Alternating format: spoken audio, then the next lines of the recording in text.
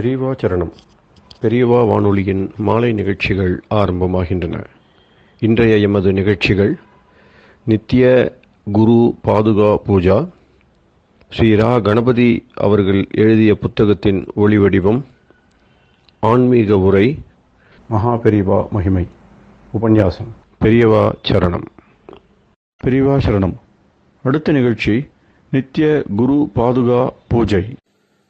शुक्लां भरदरं विष्णुं शशिवर्णं चतुर्भुजं प्रसन्नवदनं ध्यायेत् सर्वविघ्नोपशान्तये।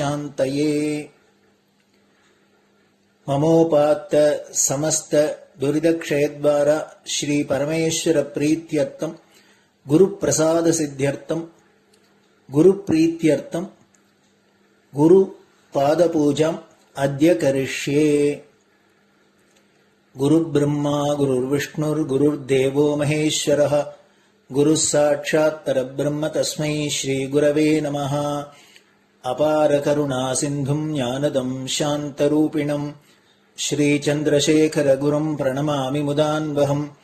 सदाशिवसमारम्भां शङ्कराचार्यमध्यमाम् अस्मदाचार्यपर्यन्तां वन्दे गुरुपरम्पराम्. எல்லோரும் குருவை பெரிவாளை தியானம் பண்ணிண்டு அர்ச்சனை பண்ணுவோம். அஷ்டோத்திரம். பெரியவா அஷ்டோத்திரம் பல அஷ்டோத்திரங்கள் இருக்கு. அதுல எளிமையா சுலபமா எது இருக்கோ அதை நான் இப்ப சொல்றேன்.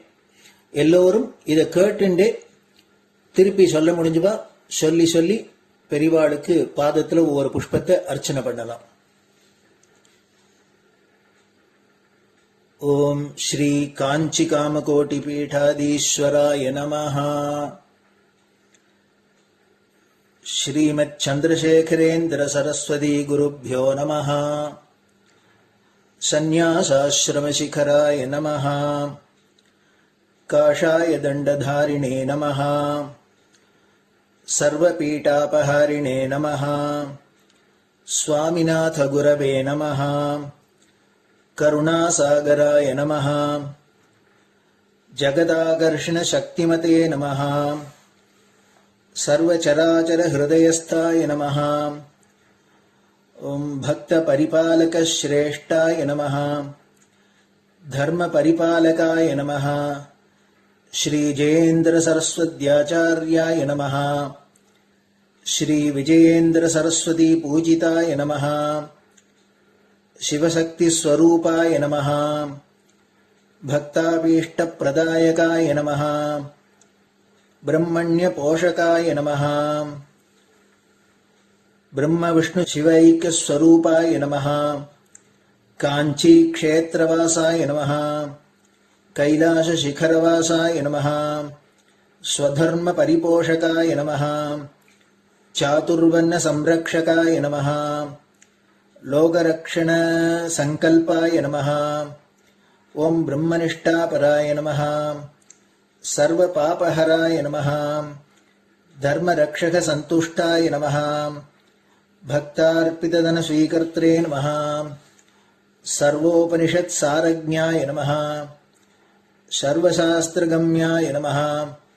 सर्वलोक पितामहाय नमः. भक्ताभीष्ट प्रदायकाय नमः. ब्रह्मण्य पोषकाय नमः. नानाविध पुष्पार्चितपताय नमः. रुद्राक्ष क्रीडधारिणे नमः. भस्मोद्दोलित विग्रहाय नमः. सर्वज्ञाय नमः. सर्वचराचर व्यापकाय नमः. अनेक शिष्य परिपालकाय नमः. मनश्चाञ्चल्य निवर्तकाय नमः. अभयहस्ताय नमः. भयापहाय नमः. यज्ञपुरुषाय नमः. यज्ञानुष्ठान रुचिप्रदाय नमः. यज्ञसम्पन्नाय नमः. यज्ञसहायकाय नमः. यज्ञफलदाय नमः. यज्ञप्रियाय नमः. उपमानरहिताय नमः. स्फटिक तुलसी रुद्राक्ष हारधारिणे नमः. चातुर्वर्ण समदृष्टये नमः. ऋग्यजुस्साम अथर्वणादि चतुर्वेद संरक्षकाय नमः. दक्षिणामूर्तिस्वरूपाय नमः जाग्रत् स्वप्न सुषुप्ति अवस्थातीताय नमः कोटिसूर्यतुल्यतेजोमय शरीराय नमः साधुसङ्गसंरक्षकाय नमः अश्वगज गोपूजा निर्वर्तकाय नमः गुरुपादुकपूजातुरन्तराय नमः कनकाभिषिक्ताय नमः स्वर्णबिल्वदलपूजिताय नमः सर्वजीवमोक्षदाय नमः मूकवाक्ताननिपुणाय नमः नेत्रदीक्षादानाय नमः द्वादशलिङ्गस्थापकाय नमः गानरसप्रियाय नमः ब्रह्मज्ञानोपदेशकाय नमः सकलकलासिद्धिताय नमः चातुर्वर्ण्यपूजिताय नमः अनेकभाषासम्भाषण कोविताय नमः अष्टसिद्धिप्रदायकाय नमः ओम श्री शारदामठसुस्थिताय नमः नित्यान्नदानसुप्रीताय नमः प्रार्थनामात्रसुलभाय नमः पादयात्राप्रियाय नमः नानाविधमतपण्डिताय नमः श्रुतिस्मृतिपुराणज्ञाय नमः देवयक्षकिन्नरकिंपुरुषपूज्याय नमः श्रवणानन्दकरकीर्तये नमः दर्शनानन्दाय नमः अद्वैतानन्दभरिताय नमः अव्याजकरुणामूर्तये नमः शैव वैष्णवादिमान्याय नमः श्रीशङ्कराचार्याय नमः दण्डकमण्डलोहस्ताय नमः वीणामृदङ्गसकलवाद्यनाथस्वरूपाय नमः रामकथारसिकाय नमः वेदवेदाङ्ग आगमादिसकलकलासतस्प्रवर्तकाय नमः हृदयगुहाशयाय नमः शतरुद्रीयवर्णितस्वरूपाय नमः केदारेश्वरनाथाय नमः अविद्यानाशकाय नमः निष्कामकर्मोपदेशकाय नमः लघुभक्तिमार्गोपदेशकाय नमः लिङ्गस्वरूपाय नमः सालग्रामसूक्ष्मस्वरूपाय नमः कालड्यां शङ्करकीर्तिस्तम्भनिर्माणकर्त्रे नमः जितेन्द्रियाय नमः शरणागतवत्सलाय नमः श्रीशैलशिखरवासाय नमः डमरुकनादविनोदाय नमः वृषभारूढाय नमः दुर्मदनाशकाय नमः आभिचारिकदोषहर्त्रे नमः मिताहाराय नमः मृत्युविमोचकशक्त्याय नमः श्रीचक्रार्चनतत्पराय नमः दासानुग्रहकारकाय नमः अनुराधानक्षत्रजाताय नमः सर्वलोकख्यातशीलाय नमः वेङ्कटेश्वरचरणपद्मषट्पदाय नमः श्री महात्रिपुरसुन्दरी समेत श्री चन्द्रमौलीश्वर पूजाप्रियाय नमः श्रीमच्चन्द्रशेखरेन्द्र सरस्वती सद्गुरु परब्रह्मणे नमः गुरुभ्यो नमः परमगुरुभ्यो नमः परमेष्टिगुरुभ्यो नमः परात्परगुरुभ्यो नमः गुरुपरम्पराभ्यां नमः गुरुपादुकाभ्यां नमो नमः. அடுத்தது ஊதுபத்தி இருந்தா அதை காமிச்சு தூபம், நெய் தீபம் இருந்தா காமிச்சு அதை நெய் தீபம் தீபம் காமிச்சுட்டு நைவேத்தியம் வெத்தலைப்பாக்கு பழம் இதுலேருந்து ஆரம்பிச்சு அவளுக்கு எது சௌரியமோ அதுபடி நைவேத்தியம் பண்ணலாம். அதுக்கு அடுத்தது கற்பூர ஹாரத்தி பண்ணி எல்லோரும் பிரதட்சிண நமஸ்காரம் பண்ணி பெரியவாள்கிட்ட பிரார்த்தனை பண்ணிண்டு எல்லோரும் க்ஷேமமா இருக்கணும், லோகம் பரம மங்களமா சௌக்கியமா இருக்கணும், எல்லோரும் வியாதி வெக்க இல்லாத ஆயுராரோக்கிய ஐஸ்வர்யத்தோட சாந்தம் அமைதியோட ஞான வைராக்கியத்தோட எல்லோரும் நல்லவர்களாயிருந்து நன்மையை அடையணும்னு பிரார்த்தனை பண்ணி இந்த பூஜையை தினம் செய்யலாம்.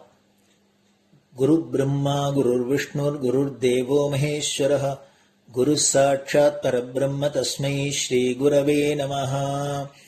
அபார கருணா சிந்தும் ஞானதம் சாந்தரூபிணம் ஸ்ரீ சந்திரசேகர குரும் பிரணமாமி முதான்வகம்.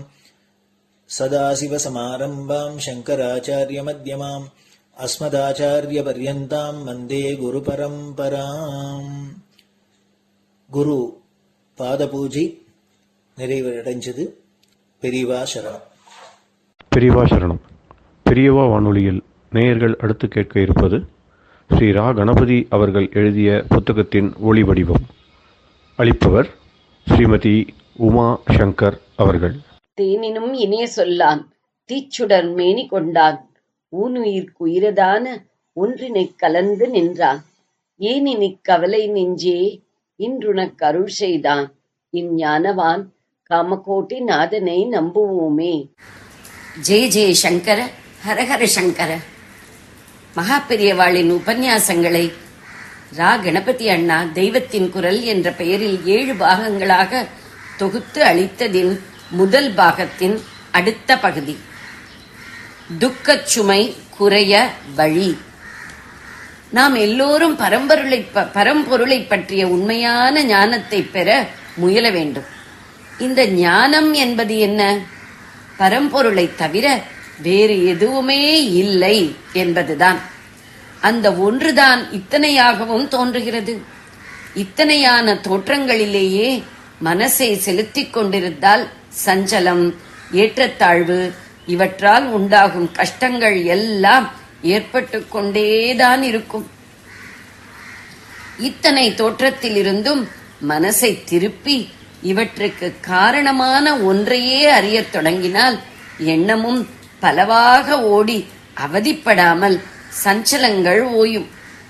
ஒரே வஸ்து என்ற பின் சஞ்சலிக்கவோ ஏற்றத்தாழ்வுக்கோ இடமேது?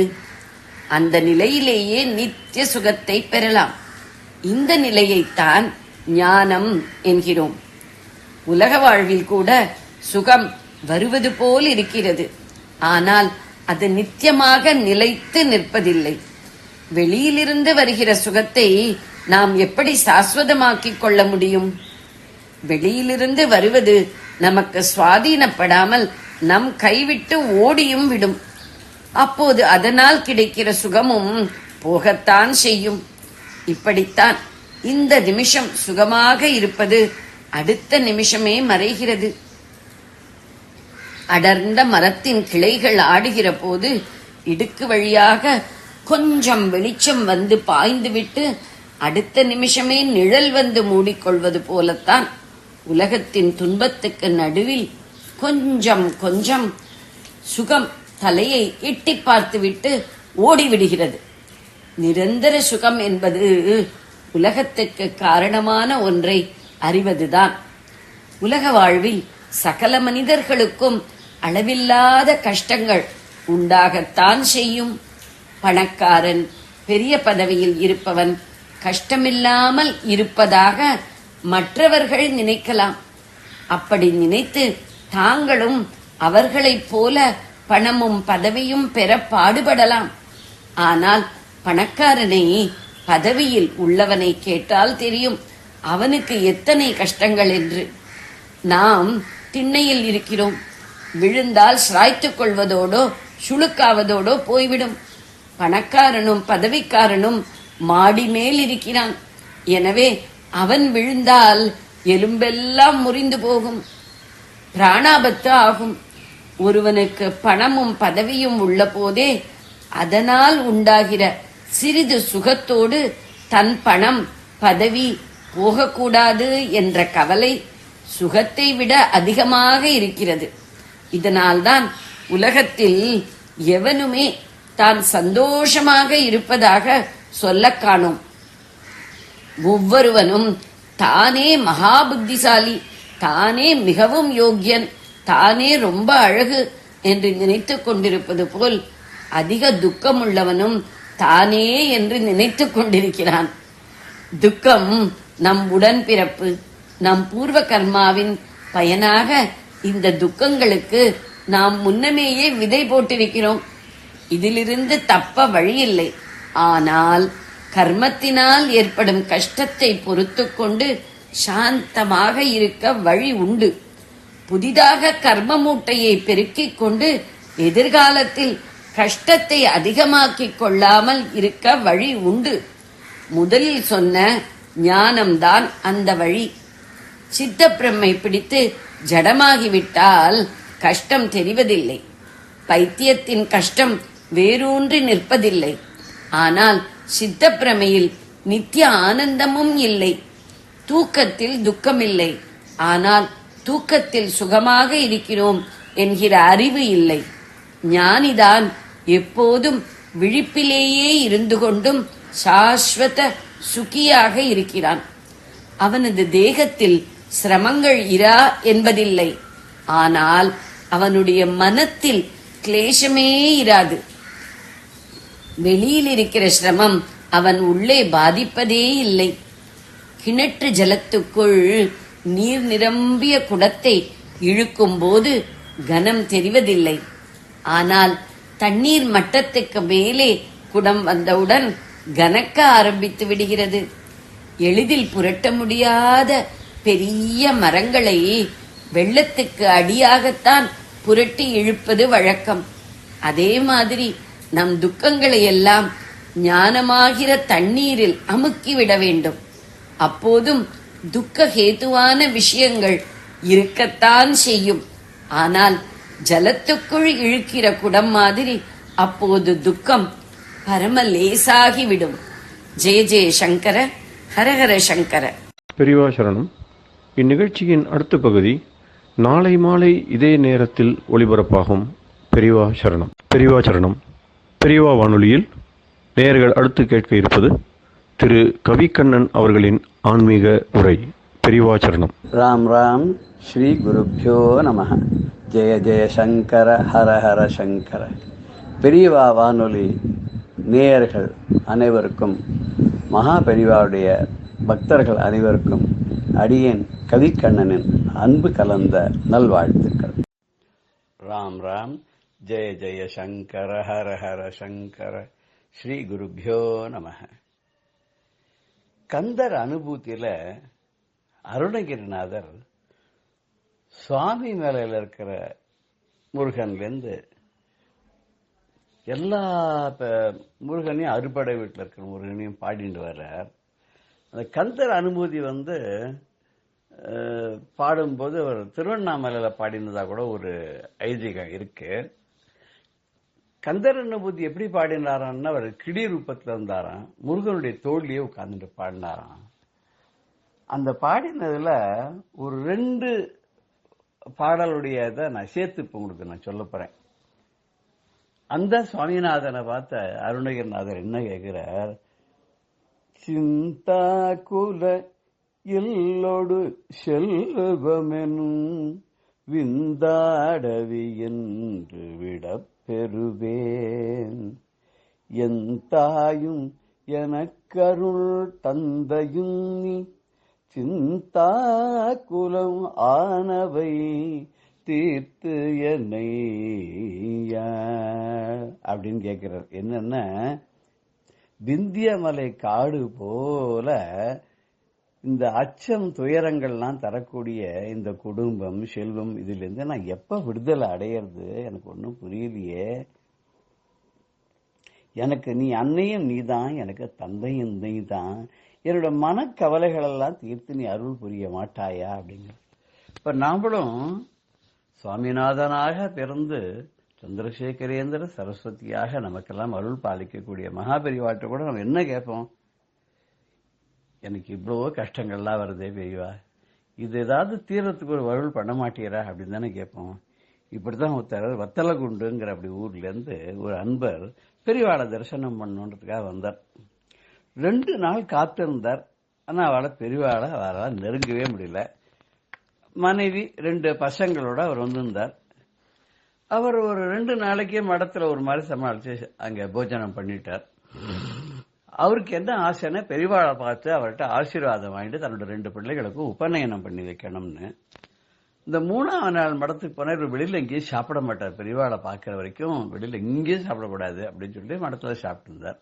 அந்த மடத்துல இருக்கிறவாள்லாம் என்ன பண்ணிட்டாருனாக்கா, இவர் தினந்தரம் வந்தோம், நீர் யாருங்க, என்ன தினந்தரம் இங்க வர, கரெக்டா சாப்பாட்டு கலைக்கு வந்து இங்க சாப்பாட்டுக்கு வர, நாளையில இருந்து வராதிங்க, உங்களுக்கு சாப்பாடு கிடையாது, கிளம்பி போயிட்டு வரோம், என்ன தினம் இதே உங்களுக்கு ஒரு வழக்கமா எடுத்து அப்படிங்கிற மாதிரி விரட்டி விட்டா. அவர் என்ன பண்ணார், நேரம் அங்க பக்கத்துல ஏதோ ஒரு கோவில், அந்த கோவிலுக்கு போனார். அந்த கோவில் ஏதோ பிரசாதம்னு ஏதோ கொடுத்தார், அதை சாப்பிட்டார்.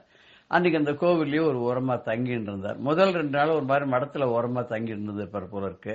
இப்ப என்ன பண்ணி விரட்டி விடவே என்ன பண்ணிட்டாருன்னா, அந்த கோவில்லயே ஒரு ஓரமா பிராகாரத்துல இருந்துட்டு சாயங்காலமா பெரியவாளை பார்க்கறதுக்கு போனார். இவருடைய அதிர்ஷ்டம் இன்னைக்கு இந்த கூட்டத்தை நின்று இருக்கும் போது பெரியவா அப்படியே பார்த்துட்டே வந்தார். இவரை பார்த்தோன்னே, வத்தலகுண்டு நீங்க தானே அப்படின்னு அங்கிருந்து கேட்டார். இவருக்கு காதல் விழல. உடனே ஒரு அணுக்க தொண்டர் அனுப்பிச்சு, அவர் வத்தலகுண்டுல இருந்து வராரான்னு கேளு, அவரை கூட்டிட்டு வான்னு. அவர் நேரா அவர்கிட்ட வந்தார். நீங்க வத்தலகுண்டுல வரையலா, உங்களை பெரியவா கூப்பிடுறான்னு.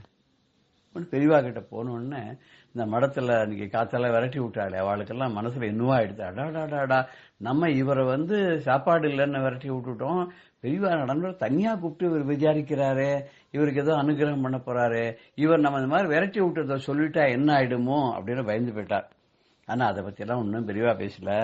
என்ன நீங்க என்ன பண்ற, ஏது எதுக்காக வந்து என்னன்னு கேட்டு, குழந்தைகளுக்கு ஒப்பனை என்ன பண்ணுமா, தாராளமா பண்ணுங்கோ, நன்னா பண்ணுங்கோ, குழந்தைல தினம் காயத்ரி ஜபம்லாம் பண்ண வைங்கோ அப்படின்னு சொல்லி அவருக்கு பிரசாதம் எல்லாம் கொடுத்து அனுப்பிச்சார்.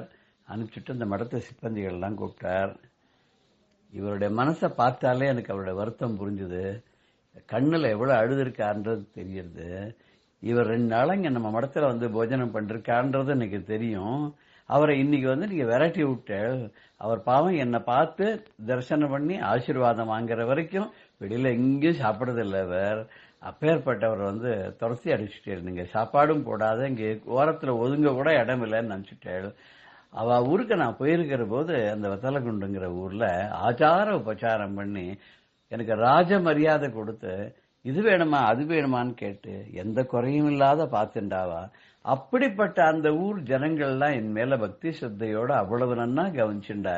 அந்த ஊர்ல இருந்து வந்திருக்கிற ஒரு பக்தரை நம்ம இப்படி அவமானப்படுத்தி அனுப்புறது எவ்வளவு பாப்பம், அது அதர்மம் இல்லையா? சாப்பாடுன்னு வந்தவாளுக்கு முடிஞ்சதை போடணுமே தவிர அவளை வந்து இந்த எச்சக்கையால கூட காக்கா ஓட்ட மாட்டேங்கிற கதையில வந்து அவளை விரட்டி விட்டுட்டு தவிக்க விட்டு அன்னைக்கு சாப்பாட்டு எங்க கிடைக்கும்னு சொல்லி திண்டாடி ஏதோ கோவில்ல போய் பிரசாதத்தை வாங்கி சாப்பிட்டுட்டு பிராகாரத்துல படுத்துன்னு வந்தாலே இந்த மகா பாப்பம் இல்லையா? இந்த மாதிரி பண்றதெல்லாம் ரொம்ப தப்பு. இது இந்த மாதிரி பண்ணக்கூடாது. இனிமே இந்த மாதிரி காரியம் மடத்துல நடக்கக்கூடாது. இப்படிப்பட்ட அவமானங்களோ பக்தர்களுக்கு அவமரியாதையோ எதுவும் இனிமே நடக்கக்கூடாது அப்படின்னு சொன்னாலாம். இப்பேற்பட்ட கருணாமூர்த்தி இல்லையா பெரியவா? இது வந்து இது மாதிரி நம்ம எங்கேயா பார்க்க முடியுமா? கண்டிப்பா பார்க்க முடியாது. அதோட சில விஷயங்கள்ல பெரியவா ரொம்ப கண்ணும் கருத்துமா இருப்பா. சில விதிமுறைகள்னா அப்படித்தான், இது செய்யக்கூடாதுன்னு செய்யக்கூடாது, அப்படிதான் செய்யணும்னு அப்படிதான் செய்வாளாம். ஒரு சமயத்துல சிதம்பரம் நடராஜர் கோவில்ல இருந்து ட்ரஸ்டியா இருந்தவர், அவர் பேர் ஏதோ பரமேஸ்வர தீட்சிதர். அவர் மெகா பெரியவாளுடைய ஜெயந்திக்காக நடராஜர் கோவிலுக்கு அபிஷேகம் பண்ணி, அந்த சுவாமிக்கு அபிஷேகம் பண்ண கங்காஜலம், அந்த குஞ்சித பாதம், பரிவட்டம், அம்பாளுக்கு சாத்தின சேஷ வஸ்திரம், இது எல்லாத்தையும் எடுத்துன்னு பெரியவாளை பார்க்கறதுக்கு வந்தார். பெரியவா இப்ப மகாகாங்கிற ஊர்ல இருந்தா. அந்த ஊர்ல போய் பார்க்கிறா. பார்த்து அந்த அருள் பிரசாதங்கள் எல்லாம் அவர்கிட்ட சமர்ப்பிக்கிறா. பெரியவா அப்படியே பார்த்துட்டு அதோட விட்டுட்டா. எதையுமே ஏத்துக்கவே இல்லை. இவருக்கு ரொம்ப வருத்தமா படுத்த, நம்ம இவ்வளவு கட்டப்பட்டு எங்கெங்கெல்லாமோ என்னென்னலாமோ கொண்டு வந்திருக்கோம், பெரியவா இதுவே ஏத்துக்கவே இல்லையேன்னு. அதே மாதிரி காஞ்சிபுரத்துல இருந்து காமாட்சி அம்மனுக்கு கங்காபிஷேகம் அது இதுன்னு எல்லாத்தையும் பண்ணி அந்த பிரசாதத்தெல்லாம் எடுத்துட்டு வேற காஞ்சிபுரத்துல இருந்து அவள்லாம் வேற மகாகாவுக்கு போயிருக்கா. போயிட்டு எல்லாருமே பெரியவாளை பார்த்துட்டு இருக்கா. எதையுமே தொடவே இல்லை. மறுநாள் காத்தால அங்க பக்கத்துல ஒரு சின்ன குளம், இவருக்காக பண்ணிருக்கிற குளம்னு வச்சுப்போமே, அந்த குளத்துல போய் இடுப்பளவு தண்ணியில பெரியவா நின்னுண்டு அந்த நடராஜ பெருமானுக்கு அபிஷேகம் பண்ண கங்கா தீர்த்தம் இருக்கு இல்லையோ, அதை கொண்டு வாங்க அப்படின்னு அந்த தீட்சதரை சொன்னோன்னே பரம சந்தோஷம் அந்த தீட்சதருக்கு. நேரம் அந்த எடுத்துட்டு கிடு அந்த பரமேஸ்வர தீட்சிதர் நடராஜ பெருமானுக்கு அபிஷேகம் பண்ணத அந்த தீர்த்தத்தான் எடுத்துன்னு போய் பெரியவா அந்த நடு குளத்தில் நிற்கும் போது அவருக்கு அபிஷேகம் பண்ணாலும். அபிஷேகம் பண்ண ஆனந்தமா அதுல அந்த தீர்த்தத்தை அனுபவிச்ச பெரியவா கரை ஏறி வந்துட்டார். அதுக்கப்புறம் இந்த தீட்சிதர் என்ன பண்ணார், அவருக்கு பரிவட்டம் எல்லாம் கட்டி அதுக்கப்புறம் வந்து இந்த குஞ்சித பாதத்தெல்லாம் சமர்ப்பணம் பண்ணி அம்பாளுக்கு சாத்தின சேஷ வஸ்திரங்கள்லாம் பெரியவா கையில் கொடுத்து எல்லாம் பண்ணி அவர்கிட்டெல்லாம் ஆசீர்வாதம் வாங்கிட்டு எல்லாம் வந்துட்டா. அதுக்கப்புறம் மற்றவர்களும் கியூல இருந்து மற்ற பிரசாதங்கள்லாம் கொடுத்தா. ஆனா பெரியவா ஏத்துக்கவே இல்லை, எந்த பிரசாதத்தையும் ஏத்துக்கல. இப்ப என்ன சொன்னாலாம், நடராஜ பெருமானுடைய பிரசாதத்தை ஏத்துண்டு தலையில அவருடைய அபிஷேக தீர்த்தத்தை நாம புரோக்ஷணை பண்ணி குளிச்சு எல்லாம் ஆனப்புறம் வேற எந்த பிரசாதத்தையும் ஏத்துக்கூடாது. மேன்மையான உச்சிதமான உயர்ந்த அந்த தில்லை நடராஜருடைய பிரசாதத்தை ஏத்துண்ட அப்புறம் மற்ற பிரசாதங்கள்லாம் அன்னைக்கு ஏத்துக்கூடாது, இதெல்லாம் நாளைக்கு ஏத்துக்கிறேன்னு சொல்லி அப்பேற்பட்ட அருளாளன் சொன்னாலும். எப்பேற்பட்ட அருளாளன் இல்லையா, இந்த அள்ள அள்ள குறையாத அருட்கடலாச்சு. அந்த அரவிந்த பாத மலர் இருக்கு இல்லையா, அதுவே ஒரு குஞ்சித பாதம் தானே. அவர் வந்து எப்படி நடராஜ பெருமான் வந்து அங்க தில்லையம்பலத்துல குடிகொண்டிருக்காரோ அது மாதிரி நம்முடைய நடமானும் பெருமான் வந்து நம்முடைய உள்ளத்துல வந்து குடிகொண்டிருக்கார். அவர் மந்திர பொருளாவார், 4 வேதங்களின் பொருளாவார். அவர் தான் சந்திரசேகரேந்திர குரு. இந்திராதி தேவர்களிடம் மூவரும் அவளுடைய அருள் தான் வந்து இவருடைய அருளுக்கு இணையே ஆகாது.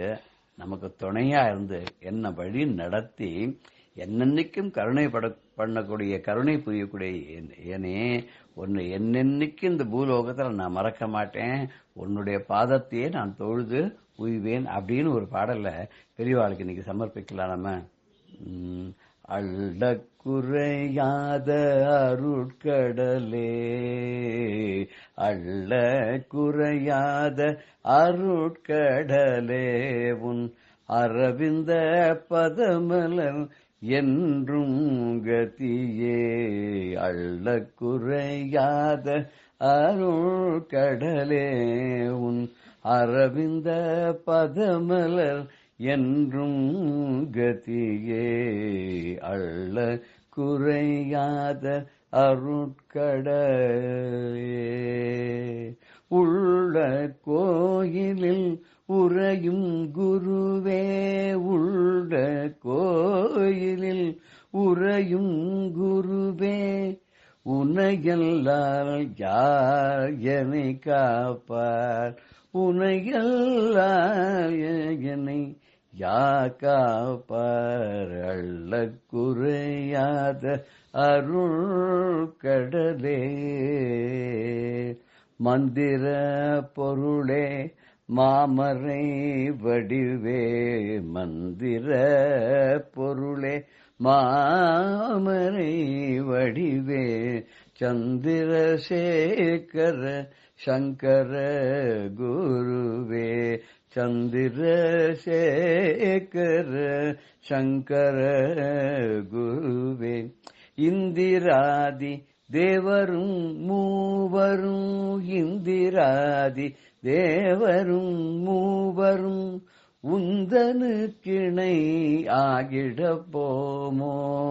இந்திராதி தேவரும் மூவரும் உந்தனு கிணை ஆகிட போமோ. எந்த துணையாகி என்னை வழி நடத்தி என்றும் கருணை புரியும் நேயா. எந்த துணையாகி என்னை வழி நடத்தி என்றும் கருணை புரியும் நேயா. உந்தனை யானும் மறவேன் புவியில், உந்தனை யானும் மறவேன் புவியில், உன் பதம் தொழுது உய்வேனே நான், உன் பதம் தொழுது உய்வேனே நான்.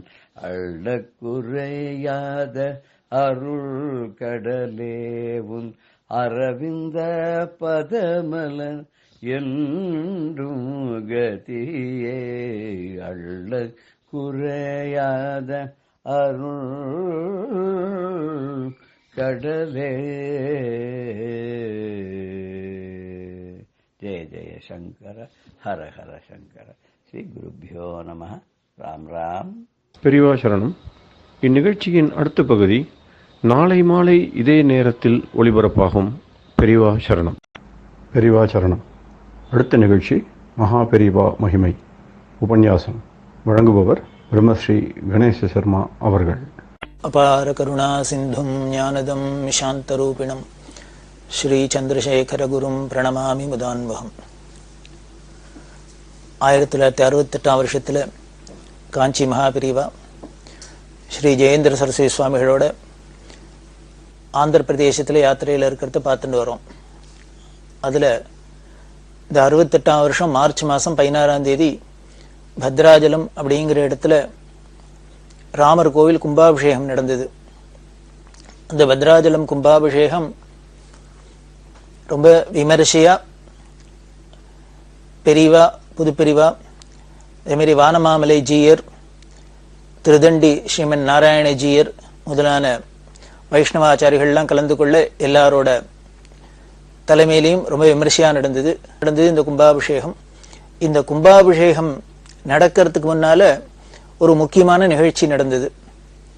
அதை கொஞ்சம் பார்க்கலாம். இந்த கோவில் திருப்பணியெல்லாம் பண்ணினது கணபதி ஸ்தபதி, எஸ்.எம். கணபதி ஸ்தபதிங்கிற பெரிய ஸ்தபதி. இவர் எப்படி இந்த கைங்கரியத்துக்கு வந்தார், இந்த பத்ராஜலம் கோவில் திருப்பணி இவர் கைக்கு எப்படி வந்தது, அதுல என்னென்ன சில முக்கியமான நிகழ்ச்சிகள் சுவாரஸ்யமா நடந்தது அப்படிங்கறத தான் நாம பார்க்க போறோம். அப்போ அந்த ஆந்திரா அரசாங்கத்துல அறநிலையத்துறை அமைச்சரா இருந்தார் சந்திரமௌலி அப்படிங்கிற ஒரு மந்திரி. இந்த சந்திரமௌலி அப்படிங்கிறவர் தமிழ்நாட்டுல முதலமைச்சர் அந்த பக்தவத்சலம் அவரோட நெருங்கிய நண்பர். இந்த சந்திரமௌலி பத்ராஜலத்துல ஒரு பெரிய கல்யாண மண்டபம் கட்டணும் அப்படின்னு ஆசைப்பட்டார். ஏன்னா இந்த ஸ்ரீராமநவமி உற்சவம் பத்ராஜலத்துல ரொம்ப விமர்சையா நடக்கும், லட்சக்கணக்கான ஜனங்கள் வருவா. அதுல சீதா கல்யாணம் ரொம்ப முக்கியமான நிகழ்ச்சி. இந்த நிகழ்ச்சிகள்லாம் நடக்கிறதே ஜனங்களோட வசதி இல்லக்கெல்லாம் உத்தேசிச்சு அங்க ஒரு பெரிய கல்யாண மண்டபம் இருந்தது. அந்த கல்யாண மண்டபத்துல சுவாமிய ராமர் சீதையெல்லாம் எடுத்துன்னு போய் திருக்கல்யாண உற்சவம் எல்லாம் பண்ணா சௌரியமா இருக்கும் அப்படிங்கிறதுனால ஒரு பெரிய கல்யாண மண்டபம் கட்டணும், அது ரொம்ப அழகா இருக்கணும் அப்படிங்கிறதுனால இந்த சந்திரமௌலி அவர்கள் ஆசைப்பட்டு யாரை விட்டு பண்ண சொல்லலாம் அப்படின்னு நினைக்கிறதே ஜி.சி. பாலசுப்ரமணியர் அப்படிங்கிற ஒரு பக்தர், கணபதி ஸ்தபதிக்கு ரொம்ப நெருங்கின நண்பர். ஆந்திரா அரசாங்கத்துல இன்னும் பல இடங்கள்ல, திருப்பதியில முதலான இடங்கள்லாம் இந்த கணபதி ஸ்தபதி பல காரியங்கள் செய்யறதுக்கு இந்த பாலசுப்ரமணியர் ரொம்ப முக்கியமா காரணமா இருந்திருக்கு. இந்த பாலசுப்ரமணியர் சந்திரமௌலி அப்படிங்கிற இந்த மந்திரிட்ட கணபதி ஸ்தபதி அறிமுகப்படுத்தி வச்சு இவர் ரொம்ப நன்னா பண்ணுவர், இவரை பண்ண சொல்லலாம் அப்படின்னு. உடனே இந்த கல்யாண மண்டப வேலை கணபதி ஸ்தபதிக்கு வந்தது. அப்படி கணபதி ஸ்தபதி பெரிய பிளான் போட்டு பிரமாதமா அதை கட்டுறார். பல அமைப்புல அது இருந்தது. அதுல சித்திரகூடம் அப்படிங்கிற ஒரு அமைப்பு. அந்த சித்திரகூட மண்டபத்துக்கு கருங்கல் வேணும், அநேகமா எல்லாமே கருங்கல் திருப்பணியாவே இங்க நடந்தது. இந்த கருங்கல் வேணும் அப்படின்னு பார்த்தா அதுக்கு சரியான கல்லு கிடைக்கல. அப்படி கல்லு கிடைக்கல அப்படிங்கிறது ஒரு நாளைக்கு இந்த கணபதி ஸ்தபதிக்கு சொப்பனம் வந்தது, கல்லு கிடைச்சுட்டாப்பல. ஆனா இந்த கனவு நினைவாச்சு. உடனே மறுநாளைக்கு இவரோட அசிஸ்டன்ட்ல ஒருத்தர் ஓடி வந்து கல்லு கிடைக்கிற இடம் கிடைச்சிடுத்து. இவ பல இடங்கள்ல கல்லை தேடி பார்த்தா சரியான அதுக்கு அமைப்பான கல்லு கிடைக்கல. அப்படி இருக்கிறதே தான் சொப்பனம் வர ஒருத்தர் ஓடி வந்து சொன்னார், இந்த பத்ராஜலத்துக்கிட்டே ஒரு இடத்துல ஒரு கல்லு இருக்கு, பார்த்துட்டு வந்தாச்சு, கல்லு கிடைச்சிரும் அப்படின்னு சொன்னார். அது என்ன இடம் அப்படின்னா அந்த இடத்துக்கு பேர் பத்ராஜலத்திலேருந்து 25 கிலோமீட்டர். அதுக்கு பேர் பர்ணகசாலை அப்படின்னு பேரு. அந்த இடத்துக்கு பேர், இந்த கிராமத்துக்கு பேர் பர்ணகசாலை. அப்படின்னா இந்த இடத்துக்கு என்ன சிறப்பு அப்படின்னா, ராமாயணத்துல பாக்குறோம், வனவாசத்துல ராமரும் சீதா லக்ஷ்மணன் 3 பேரும் வனவாசங்கள்ல இருந்த சமயங்கள்ல பல இடங்கள்ல பர்ணசாலை போட்டுன்னு இருந்தா. அப்படி இருக்கிறதே தான் ஒரு இடத்துல இருக்கிறதே ராவணன் வந்து சீதைய மார்வேஷத்துல வந்து கவர்ந்துன்னு போனார் அப்படின்னு ராமாயணம் படிக்கிறோம். எந்த இடத்துல ராமாயணத்துல ராவணன் வந்து சீதையை எடுத்துன்னு போனானோ அந்த இடம் தான் இந்த பர்ணகசாலை அப்படிங்கிறது. அந்த பர்ணகசாலை பத்ராஜலத்திலிருந்து 25 கிலோமீட்டர் இருக்கு. அங்க மலையெல்லாம் இருக்கு, அங்க நல்ல கல்லெல்லாம் இருக்கு அப்படின்னு சொல்ல கணபதி ஸ்தபதி சந்தோஷமா அங்க போய் பார்க்க அதுக்கு வேண்டிய கல்லெல்லாம் கிடைச்சது. அப்புறம் இந்த மண்டப திருப்பணி நன்னா நடந்து பிரமாதமா ஆயிடுத்து. இந்த கல்யாண மண்டபம் பூர்த்தியாச்சு. அப்போ இந்த பத்ராஜலம் கோவில்ல இருக்கிற அந்த அர்ச்சகர்கள்லாம் என்ன பண்ணினா இந்த மந்திரிட்ட சொன்னா, இவ்வளவு பிரமாதமா கல்யாண மண்டபம் எல்லாம் கட்டி எல்லாம் திருப்பணி எல்லாம் பண்ணிருக்கு, ஆனா இந்த ராமர் கோவில் ரொம்ப பழசா இருக்கு, அதுவும் கர்ப்ப கிரகத்துக்குள்ள மழை பெஞ்சதுன்னா தண்ணி எல்லாம் ஒழுகிறது, எலி தொல்லையெல்லாம் ஜாஸ்தியா இருக்கு, ஒரு சாமானம் வைக்க முடியல, அதனால இதையும் ஒரு திருப்பணி பண்ணி சிறப்பா இதுக்கு ஒரு கும்பாபிஷேகம் பண்ணி கொடுத்துட்டா ரொம்ப சந்தோஷமா இருக்கும் அப்படின்னு இந்த பூஜகர்கள்லாம் இந்த மந்திரிகிட்ட சொல்ல, உடனே மந்திரி சந்தோஷமா கோவில் திருப்பணியும் பண்ணிடலாம் அப்படின்னு சொல்ல உடனே கணபதி ஸ்தபதிட்ட சொன்னார், அந்த வேலையை நீங்க தான் எடுத்துக்கணும், பண்ணணும், இந்த கோவிலை பழையபடி ரெனோவேட் பண்ணணும் அப்படின்னு. இந்த கோவிலோ பெரிய பரம பக்தரான ராமதாஸ் அப்படிங்கிற பக்தர் கட்டினது அப்படின்னு முன்னமே பார்த்தோம். பத்ராஜல ராமதாஸ் கட்டினது இந்த ராமர் கோவில். அதுக்கு முன்னாலேயே இருந்தது, அவரும் திருப்பணி பண்ணியிருந்தது. அந்த கோவிலை கட்டணும் அப்படின்னு பிளான் போடுங்க அப்படின்னா கணபதி ஸ்தபதி பிளான் போட்டார். அது 3 நிலையில உள்ள ஒரு விமானத்தோட கர்ப்ப கிரகம், அர்த்த மண்டபம், இந்த முன்னால முகமண்டபம் இதெல்லாம் வச்சு பிரமாதமா கட்டிடணும் அப்படின்னுட்டு. ஏன்னா முன்னால சின்ன கோவிலா இருந்தது.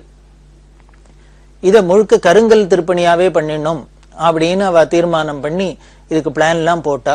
இப்படி பிளான் எல்லாம் போட்டு வேலையை ஆரம்பிக்கலாங்கிறதே ஒரு பெரிய பிரச்சனை வந்துடுத்து.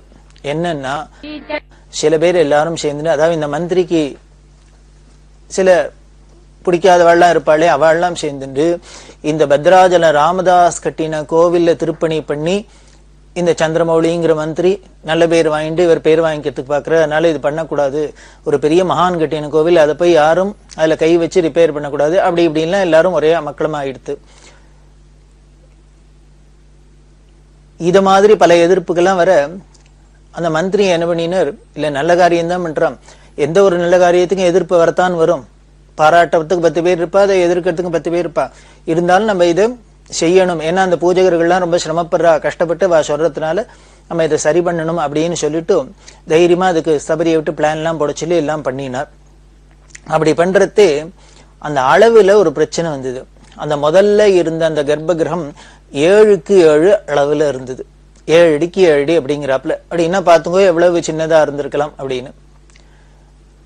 7க்கு 7 அப்படிங்கிறது ஒரு ஆகம சாஸ்திரத்துல அது ஒரு தவறுதல் போல இருக்கு. அதனால ஸ்தபதி என்ன பண்ணாரு, இதை முழுக்க கருங்கல்ல திருப்பணியா தான் பண்ணணும், இந்த 7க்கு 7 இன்னும் கொஞ்சம் பெருசா விஸ்தாரமா பண்ணணும், அதுக்கு உண்டான சில அளவெல்லாம் சொல்லியிருக்கு சாஸ்திரத்துல, அப்படி எல்லாம் தான் பண்ணணும் அப்படின்னு சொல்ல இந்த மந்திரியும் அப்படியே பண்ணணும், ஆகம சாஸ்திரத்துக்கு விரோதமா நாம எதுவும் பண்ணப்படாது, அதுல சாஸ்திரப்படி இதை திருப்பி ரெனோவேட் பண்றதே சாஸ்திரோக்தமா பண்ணிவிடணும் அப்படின்லாம் ஆசைப்பட்டு சொல்ல இதுல பல பிரச்சனைகள்லாம் வர உடனே அரசாங்கத்துல என்ன பண்ணிட்டான்னா ஒரு கவர்மெண்ட் ஆர்டர் பாஸ் பண்ணிட்டா, அந்த 7க்கு 7 அளவை மாத்தக்கூடாது அப்படின்னு. ராமதாஸ் கட்டி இருக்கார், அதனால அந்த அளவை மாத்தக்கூடாது அப்படின்னு. ஆனா இந்த சிற்பிக்கோ இல்ல இந்த மந்திரிக்கோ இவாளுக்கெல்லாம் இதுல உடன்பாடு இல்லை. இதை பண்றத என்னன்னா பிரமாதமா பண்ணணும், சரி பண்ணணும் அப்படின்னு பாக்குறா. ஆனா பல எதிர்ப்பு இருக்கு, அதுக்கேற்றப்பல அரசாங்க ஆணையம் இருக்கு. இப்படி குழம்பின் இருக்கிறது, இந்த வேலை அப்படியே தடைபட்டு நிக்கிறது. அந்த சமயத்துல என்ன பண்ணா பெரியவாள்கிட்ட கேட்கலாம், காஞ்சி பெரியவர்கிட்ட போய் கேட்கறது, அவர் என்ன சொல்றாரோ அப்படி பண்றது அப்படிங்கிறதுனால ஒரு தீர்மானத்துக்கு வந்து பெரியவாள்கிட்ட வந்து கேட்டா. பெரியவா என்ன சொல்லிட்டான்னா, ராமதாஸ் வச்ச அளவை மாத்தக்கூடாது அப்படின்னு பெரியவாளும் இதே தீர்ப்பு சொல்லிட்டா. இதே தீர்ப்பு சொன்னா இவாளுக்கெல்லாம் அதுல சொரத்து இல்லாத படுத்து, என்ன பெரியவாளும் இதையே சொல்றாளே அப்படின்னு விட்டு அப்படி யோஜனை பண்றதே என்ன பண்ணா, அந்த மந்திரி சொன்னார், ஸ்தபதிட்டு நீங்க முதல்ல கோவிலை இடிச்சிடுங்க, பழைய கோவிலை இடிச்சாதான் இப்ப அடுத்தது புது கோவில் கட்டியே ஆகணுங்கிற ஒரு தீர்மானத்துல ஒரு நெசசிட்டியில எல்லாரும் ஒத்துப்பா, இல்லையா அந்த எதிர்ப்பு இருந்துதான் இருக்கும் அப்படின்னு சொல்ல இவ என்ன பண்ணிட்டா அதிரடியா கோவில் அடிச்சாச்சு, பழைய கோவில் அடிச்சாச்சு. அந்த மூல விக்கிரகமா இருந்த ராமருக்கு ஒரு மரப்பட்டி போட்டு அதுல பாதுகாப்பா வச்சு அதுல தினம் தரிசனத்துக்கு அந்தந்த காலத்துல நைவேத்தியம் பண்றது இது மாதிரிலாம் வச்சிருந்தா. அதுக்கப்புறம் பாலாலயம் பண்ண சொல்லி இந்த கோவிலை இடிச்சு எல்லாம் எடுத்தாச்சு. எடுத்தா இன்னும் எதிர்ப்பு ஜாஸ்தி ஆயிடுது. இது மாதிரி ஒரு சந்தர்ப்பத்துல முதலமைச்சர் பிரம்மானந்த ரெட்டி அவரோட தலைமையில அவரோட அலுவலகத்துல எல்லாரையும் கூப்பிட்டு ஒரு மீட்டிங்க்கு ஏற்பாடு பண்ணியிருந்தா. இந்த மீட்டிங்க்கு கணபதி ஸ்தபதியும் போயிருக்காரு. இதுக்கு உண்டான இப்ப புதுசா போட்டிருக்க வரைபடம் எல்லாத்தையும் எடுத்துன்னு போய் எல்லாம் பண்ணியிருக்கு. அங்க மீட்டிங்ல பேசிண்டே இருக்கிறதே எல்லாரும் திருப்பி திருப்பி இதே இருக்கு, பண்ணக்கூடாது, மாத்தக்கூடாது, மாத்தலாம், மாத்தக்கூடாது, மாத்தணும் அப்படின்னு. அதாவது ஒருத்தருக்கு ஒருத்தர் ஒத்தே போகல. மாத்தக்கூடாதுன்னு ஒரு கட்சி, இந்த அளவை மாத்தக்கூடாதுன்னு மாத்தணும்னு ஒரு கட்சி, இப்படியே இருந்ததுனால இழுபழியா இருக்கிறதே சிஎம் பார்த்தர். அவருக்கு என்ன பண்றதுன்னு தெரியல. அப்ப கணபதி ஸ்தபதி என்ன பண்ணிட்டார், கொஞ்சம் அவருக்கு பொறுமையா போயிடுத்து, என்ன திருப்பி திருப்பி இதே அரைச்சமாவே அரைச்சுட்டாப்புல இதே பேச்சிலே இருக்கு. உடனே என்ன பண்ணார், நேர சிஎம் கிட்ட போனார். உங்களுக்கு ராமர் முக்கியமா, ராமர் கோவில் முக்கியமா அப்படின்னு கேட்டு. ஏன்னா ராமரையோ இப்ப கோவில் அடிச்சாச்சு, அந்த இடத்துல இப்ப ராமர் நித்திய பூஜை இல்லாத இருக்கார், பாலாலயம் பண்ணி வச்சிருக்கு. அதனால கூடிய சீக்கிரம் இந்த ஆலயத்தை நாம கட்டி கும்பாபிஷேகம் பண்ணி ராமருக்கு நித்திய பூஜை பண்றதுதான் பார்க்கணுமே வழிய இப்ப இந்த அளவு சரியா அதுவா இதுவான்னு இதுல போய் ஒரு பிரச்சனையில இருக்கு. அதனால உங்களுக்கு ராமர் முக்கியமா கோவில் முக்கியமா அப்படின்னு சிஎம் கேட்டோன்னு எல்லாரும் பயந்து போயிட்டாங்க. இவ்வளவு தைரியமா இவர் போய் ஒரு முதலமைச்சர்கிட்ட பேசுறாரு அப்படின்னு. காரணம், இந்த பிரம்மானந்த ரெட்டிட்ட ஸ்தபதிக்கு ரொம்ப ஒரு அந்யோன்யமான நெருக்கமான உறவு இருந்ததுதான் காரணம், நட்பு இருந்தது காரணம். உடனே சிஎம் சிரிச்சினர். அப்போ நிதி அமைச்சரா இருந்தார் சென்னாரெட்டி. உடனே சென்னாரெட்டியை கூப்பிட அப்படின்னு பினான்ஸ் மினிஸ்டர் வந்தார். வந்தோடனே சிஎம் அவர்கிட்ட சொல்றார், ஸ்தபதி கேட்கிறார், இந்த சென்னாரெட்டிக்கும் கணபதி ஸ்தபதி ரொம்ப நெருக்கமானவர், நண்பர் தான். ஸ்தபதி கேட்கிறார், ராமர் முக்கியமா கோவில் முக்கியமானு கேட்கிறார். இப்ப என்ன தீர்மானம் பண்ண போறது நீங்க சொல்லுங்க அப்படின்னு. உடனே சென்னாரெட்டி சொன்னார், இது மத சம்பந்தமான விஷயம், ஒரு சாஸ்திர சம்பந்தமான விஷயம். அதுல நாம என்னத்தை தீர்ப்பு சொல்றதுக்கு இருக்கு? நாம இதுல ஒரு தீர்மானம் பண்ண முடியாது, தீர்ப்பும் சொல்றது நியாயமும் இல்லை, சொல்ல முடியாது. ஏன்னா இது ஒரு மத சம்பந்தமானது, ஒரு வழிபாட்டு ஸ்தலம், அதுக்குன்னு சில சாஸ்திரங்கள்லாம் இருக்கு. அதுல போய் நாம தலையிட முடியாது, தலையிடுறது நியாயமும் இல்லை. அவெல்லாம் ஒண்ணு பண்ணட்டும், இதுக்கு முதல்ல அளவை யாரு சொன்னாலும் அவர்கிட்டயே போய் கேட்கட்டும்னு. அதாவது தட் மீன்ஸ் என்ன, முதல்ல இந்த அளவு 7க்கு 7 தான் யாரு வைக்கணும் அதே அப்படின்னு சொன்னது பெரியவா தானே சொன்னா. அந்த ராமதாஸ் பண்ணின அளவை மாத்தக்கூடாதுன்னு. அதனால திருப்பி இவா பெரியவாள்கிட்டயே போகட்டும், அங்கேயே போய் வாத பிரதிவாதமோ என்னமோ அங்க பண்ணி பெரியவா என்ன திருப்பி சொல்றாலோ அது கேட்டுன்னு வரட்டும். இதெல்லாம் இது மாதிரி சாஸ்திர சம்பந்தமான விஷயங்கள், மத சம்பந்தமான விஷயங்களுக்கெல்லாம் அவர் தான் ஜெகத்குரு, அவர் தான் இதுக்கு சரியான தீர்ப்பு சொல்லணும், அதுதான் அங்க அத்தாரிட்டி, அதனால அவர்கிட்டயே போகட்டும் அப்படின்னு.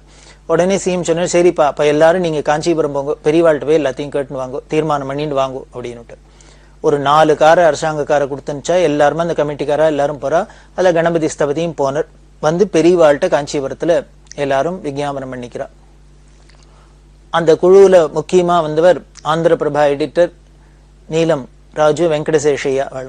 வெங்கடசேஷையா வந்து பெரியவாள்கிட்ட சொன்னார், அதாவது பத்ராஜலம் கோவில் மாதிரி நின்றுட்டு இருக்கு, அளவுல இது மாதிரி வித்தியாசப்படுறதுனால எல்லாருக்கும் வாத பிரதிவாதங்கள் நடக்கிறது, பெரியவா தீர்ப்பு சொன்னோம் அப்படின்னா. பெரியவா இல்லைன்னு சாப்பிட்டு வரச்சுன்னா எல்லாம் விஷயங்கள்லாம் விசாரிச்சுண்டு இன்னும் தீர்ப்பு சொல்லல. அப்படி இருக்கிறதே கணபதி ஸ்தபதிக்கு ஒரு பொறுமை இழந்து கோபம் வந்துருத்து. ஏன்னா முன்ன நேர பெரியவாள்கிட்ட சொன்ன, பெரியவா ஆகம சில்ப சதஸ்லாம் வருஷம் நடத்தி இந்த சிற்பிகளுக்கெல்லாம் ஒரு பெரிய பொது வாழ்வு கொடுத்துருக்கா. அப்படி இருக்கிற பெரியவா 6 வருஷம் நாம் கஷ்டப்பட்டு கல்லெல்லாம் அடிச்சு கர்ப்ப கிரகத்துக்கு கருங்கல்லாலேயே திருப்பணி பண்றதே, திருப்பி புதுசா பண்றதே கருங்கல்லால பண்ணணும் அப்படிங்கிறதுனால 6 வருஷம் கஷ்டப்பட்டு கல்லெல்லாம் தேடி எடுத்து அதுக்கு உண்டான வர்க்கங்கள்லாம் அடிச்சு எல்லாம் வச்சாச்சு. அந்த சமயத்துல பிரச்சனை எழும்புறதே, இந்த அளவு பிரச்சனை வரதே பெரியவாள்கிட்ட வந்து கேட்டா பெரியவா பழைய அளவு தான் இருக்கணும், மாத்தப்படாதுன்னு சொல்லிட்டா. இப்ப அது மாத்தப்படாது அப்படின்னு சொன்னா இப்ப அடிச்ச கல்லெல்லாம் வீணா போயிடும். இதெல்லாம் நான் என்ன பண்றது, கொண்டு கோதாவரியில தான் விட்டெறியணும் அப்படின்னு. அதுக்கு மேல அதுக்கு சாஸ்திர விரோதமா இருக்கு. இப்ப பண்றதே புதுசா பண்றதே சாஸ்திரோக்தமா பண்ணணுங்கிறதுனாலதான் ஆகம சாஸ்திரப்படி பண்ணணும்னு தான் பண்ணிருக்கு. இப்ப பெரியவா இதுக்கெல்லாம் ஒத்துக்கலைன்னா அடிச்ச கல்லெல்லாம் வேணும், அதையும் தூக்கி கோதாவரியில போட வேண்டியதான். இப்ப இந்த ஆகம சாஸ்திரத்தையும் கொண்டு கோதாவரியில தான் விசர்ஜனம் பண்ணணும் அப்படின்னு உணர்ச்சி வசப்பட்டு கோபமா பேசினேன். பெரியவா அண்ணே சிரிச்சுட்டே காதுல வாங்கிட்டு அதுக்கப்புறம் இந்த விஸ்வகர்மால என்ன சொல்லியிருக்கு அப்படிங்கறதெல்லாம் எடுத்து சொல்லி எல்லாத்தையும் கேட்டுண்டு அப்புறம் இவா சொன்னபடி ஒரு வழியா காம்ப்ரமைஸ் பண்ணி அதை அளவை தீர்மானம் பண்ணிண்டா. அதுல 3 பங்கா அதை வச்சுக்கணும், அதுக்குள்ள ஒரு பங்கு சுவரை வச்சு எப்படி பண்ணணுமோ அது சாஸ்திரோக்தமா என்ன பண்ணணும், அதுக்காக பழசுக்கும் ரொம்ப வித்தியாசம் இல்லாத எப்படி பண்ணலாம் அப்படின்னு ஒரு தீர்ப்பு சொல்லப்பட்டு அதுக்கப்புறம் எல்லாரும் சந்தோஷமா வந்து இந்த வேலை நடந்தது. அப்போ இந்த தீர்ப்பு சொல்றதே ஸ்தபதி கேட்டுண்டர் பெரியவாள்கிட்ட, நாங்க எல்லாம் பண்ணி கட்டுறோம், ஆனா இது கும்பாபிஷேகம் பண்றதுக்கு பெரியவா வந்து கும்பாபிஷேகம் நடத்தி வைக்கணும் அப்படின்னு ஸ்தபதி அப்ப கேட்டதுனால்தான் இப்ப 68ஆம் வருஷம் மார்ச் மாசம் 16ஆம் தேதி கும்பாபிஷேகம் நடத்தி பெரியவா வந்து கும்பாபிஷேகத்துல கலந்துட்டா. அதுல பாத்தீங்கன்னா கலசம் சுதர்சனமா இருக்கும். எல்லா கோவில்லையும் மேல விமானத்துல கலசம் இருக்கும். இந்த பத்ராஜலத்துல பாத்தீங்கன்னா சுதர்சன சக்கரமே பெரிய கலசம் மாதிரி இருக்கும். அது 6 அடி உயரம் உள்ளது. அது கோதாவரியில கிடைச்சது, அதைத்தான் எடுத்து ராமதாஸ் அங்க மேல வச்சிருக்காரு. அதையே தான் நம்ம திருப்பி வச்சு கும்பாபிஷேகம் பண்ணினா. நீங்க சில போட்டோஸ் எல்லாம் பார்த்திருக்கலாம். பெரியவா இந்த ஜீயர் சுவாமிகள் எல்லாருமா இருந்துட்டு அந்த சுதர்சனத்துக்கு அபிஷேகம் பண்றது, பெரியவா அதை கோதாவரியில் எடுத்துன்னு போய் திருப்பி அபிஷேகம் பண்ணி மேல பிரதிஷ்டை பண்ணும் இதெல்லாம் சொல்லியிருந்தா. அதுல பெரியவா அபிஷேகம் பண்றது இது மாதிரி எல்லாம் நமக்கு புகைப்படத்தெல்லாம் இருக்கு. அப்படி இந்த பத்ராஜலத்துல ரொம்ப விமர்சையா கும்பாபிஷேகம் நடந்தது. இதுல முக்கியம் என்ன அப்படின்னா, ஒரு சாஸ்திர சம்பந்தமான ஒரு விஷயம், ஒரு மத சம்பந்தமான விஷயங்கள், ஒரு பிரச்சனைன்னு வரத்தே யாரா இருந்தாலும் யார்கிட்ட முதல்ல கேட்கிறா அப்படின்னா, யார உடனே அவளுக்கு ஞாபகம் வருது அப்படின்னா காஞ்சி பெரியவாளை தான் ஞாபகம் வருது. இதுக்கு என்ன காரணம்? அவர் எதானு யார்ட்டையான எதானு போய் சொன்னாரா, அவர் இன்ஃப்ளூயன்ஸ் பண்ணிட்டாரா? அதெல்லாம் ஒண்ணும் இல்லை. அப்படி யாரா இருந்தாலும் ஒரு சாஸ்திர பிரச்சனைகள், ஒரு மத சம்பந்தமான விஷயம், ஒரு தர்ம சம்பந்தமான ஒரு சிக்கல், தர்ம சங்கடம் அப்படின்னா யார்கிட்ட வரும்பணும் அப்படின்னு முதல்ல தோன்றதுன்னா பெரியவாள்கிட்ட சொல்றது, மகா பெரியவாள்கிட்ட தோன்றதுன்னா, அப்படி அவ தர்மஸ்வரூபமா, சாஸ்திர ஸ்வரூபமா, வேதஸ்வரூபமா, வேதமூர்த்தியா இருந்ததுதான் இதுக்கு காரணம். அப்படி பல சந்தர்ப்பங்கள்ல பல பிரச்சனைகள்லாம் வந்திருக்கிறதே, பல இக்கட்டான சந்தர்ப்பங்கள்ல பெரியவா தான் இதுக்கு ஒரு தீர்மானம் சொல்லி, ஏன்னா திருக்கால ஞானியா இருந்ததுனால அவளுக்கு தான் தெரியும் முன்ன எப்படி இருந்தது, பின்ன எப்படி இருக்க போறது, இப்ப எப்படி இருக்கணும் அப்படிங்கிறது. அதனால்தான் இது பத்ராஜலத்துல இப்படி ஒரு இக்கட்டு பெரியவா திருப்பி சொன்னா. இதே மாதிரி இன்னொரு சந்தர்ப்பத்துல திருப்பதியில ஒரு பெரிய பிரச்சனை வந்தது. திருப்பதியில என்ன பண்ணினா, பெருமாள் சந்நிதிக்கு எல்லாரும் லட்சக்கணக்கான ஜனங்கள் போய் தரிசனம் பண்றா. அந்த கியூல மணிக்கணக்கா காத்துட்டு இருக்க வேண்டியிருக்கு. அதனால இந்த ஜனங்கள் காத்துட்டு இருக்கிறத குறைக்கணும், பிரஜைகளோட சௌரியம், தரிசனத்துக்கு வரவாளோட சௌரியத்தை உத்தேசிச்சு அந்த திருப்பதி கர்ப்பகிரகத்துக்கு, அதாவது கோவில்ல சுவாமி இருக்கிற இடம் மூலஸ்தானம் இருக்கிற கர்ப்பகிரகம், அதுக்கு முன்னால இருக்கிறது அர்த்த மண்டபம், அதுக்கு முன்னால இருக்கிறது மகாமண்டபம் அப்படின்னு ஆகமத்துல சொல்லியிருக்கு. அதுல இந்த நம்ம துவாரபாலகர்களை தாண்டினோன்னு இருக்கிற இடம் எல்லாம் அர்த்த மண்டபம்னு பேரு. அது வழியாலதான் போய் உள்ள தரிசனம் பண்ணிட்டு வரும். அந்த திருப்பதியில நிர்வாகஸ்தர்கள் என்ன பண்ணினா அப்படின்னா, ஒரு தீர்மானம் பண்ணினா, இந்த அர்த்த மண்டபத்துல வலது பக்கம் இடது பக்கம் ரெண்டு பக்கமும் தொலை போட்டு ஓட்டை போட்டு ஒரு பெரிய கதவு வச்சுட்டாக்க, வாசப்படி வச்சுட்டாக்க, இப்படி இடது பக்கமா வருவா கியூ அப்படியே பார்த்துன்னு அப்படியே இந்த பக்கம் வெளியில வந்துடலாம், வலது பக்கமா போறவா அப்படியே பார்த்துன்னு வெளியில வந்துடலாம். இப்படி வந்தாக்க ஃபாஸ்டா அந்த கூட்டமும் மூவ் ஆகும். ஏன்னா போன வழியாவே போயிட்டு திரும்பி போன வழியாவே போயிட்டு திரும்பி வந்தா இன்னும் கொஞ்சம் லேட்டா இருது. அதனால ரெண்டு பக்கமும் அர்த்த மண்டபத்துல ரெண்டு பக்கம் ஓட்ட போட்டு வாசப்படி வச்சுடுறது. வச்சுட்டா ஜனங்கள் ஃபாஸ்டா மூவ் பண்ணுவா, போயிட்டு வரத்துக்கு சௌரியமா இருக்கும் அப்படின்னு தீர்மானம் பண்ணி அதுக்கு ஒரு கமிட்டி போட்டு, அந்த கமிட்டியில கணபதி ஸ்தபதியும் இருக்கு. ஏன்னா அவர் ஆஸ்தான ஸ்தபதியா இருக்கிறதுனால ஆந்திர அரசாங்கத்துல இப்படி போட்டு தீர்மானம் பண்ணிட்டா. ஆனா என்ன பண்ணினார், கணபதி ஸ்தபதி இதை ஒத்துக்கல. சாஸ்திரங்கள்ல எந்தெந்த இடத்துல வாசப்படி வைக்கலாம், துவாரம் இருக்கலாம்னு ஆகம சாஸ்திரத்தெல்லாம் சொல்லியிருக்கு, சில்ப சாஸ்திரத்திலையும் சொல்லியிருக்கு. எக்காரணத்தை கொண்டும் கர்ப்ப கிரகத்திலேயோ அர்த்த மண்டபத்திலேயோ மகாமண்டபத்திலேயோ எந்தெந்த இடத்துலதான் வாசப்படி இருக்கணும் சாஸ்திரம் விதிச்சிருக்கு, அங்கதான் வைக்கணும். அதை மீறி நம்ம இஷ்டத்துக்கு, நம்மளோட சௌரியத்துக்கு, ஜனங்களோட சௌரியத்துக்குன்னு இப்படி வைக்கிறது அப்படி வைக்கிறது, இங்க திறக்கிறது அங்க மூடுறதெல்லாம் பண்ணக்கூடாது அப்படின்னு அவர் ரொம்ப தைரியமா எதிர்த்து சொன்னார். இவருக்கு ஒருத்தர் ரெண்டு பேர் சப்போர்ட் இருந்தா. ஆனால் அதுல மேஜரா இருக்கிறவா பல பேர் என்ன பண்ணிட்டா, இதை பண்றதுதான் சௌரியமா இருக்கும் அப்படின்னு அவள்லாம் தீர்மானம் பண்ணினா. அப்படி இருக்கிறதே இந்த கமிஷனருங்கிற ஒருத்தர் என்ன பண்ணார், ஸ்தபதிட்ட சொன்னார், மேஜரா இருக்கிறவா எல்லாரும் பவர்ஃபுல்லா இருக்கிறவாள்லாம் இதை ஒத்துக்கிறா, நீ ஒருத்தர் இதுக்கு எதிர்ப்பு குறைறது ஒன்றும் பிரயோஜனமாக போறது இல்லை, அதனால நீனும் ஒத்துனுட அப்படின்னா. ஏன்னா இந்த ஸ்தபதி ஒத்துக்காத அங்க பண்ண முடியாது, நீனும் ஒத்துக்கோ அப்படின்லாம் சொன்னார். இவர் நான் ஒத்துக்க மாட்டேன் அப்படின்னார். ஏன்னா சாஸ்திரத்திலையும் இது இல்ல, வைகானச ஆகமத்திலையும் இல்ல, சில்ப சாஸ்திரத்திலும் இல்ல. இப்படி ரெண்டும் ஒத்துக்காத ஒரு விஷயத்த ஒரு கோவிலுக்குள்ள பண்றதுக்கு நான் ஒத்துக்க மாட்டேன். அப்படி பண்ணினா, இதானே இதை மீறி பண்ணினா, சாஸ்திரத்தை மீறி பண்ணா நாட்டுக்கே, தேசத்துக்கே, உலகத்துக்கே பெரிய விபரீதம்லாம் நடக்கலாம், உட்பாதம் வரலாம், கெடுதல் வரலாம். அதனால நான் ஒத்துக்க மாட்டேன், எனக்கு தெரிஞ்சு நான் ஒத்துக்க மாட்டேன் அப்படின்னு.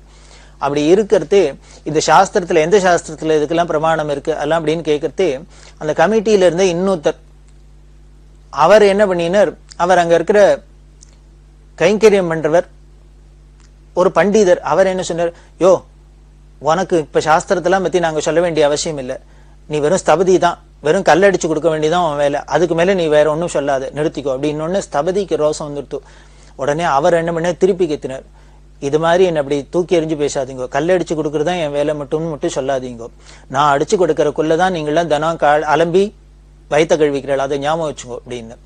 இது சொன்னா அவர்களுக்கு, இந்த பண்டிதாளுக்கும் ஸ்தபதிக்கும் ஒரே வாக்குவாதம் ஆயிடுது.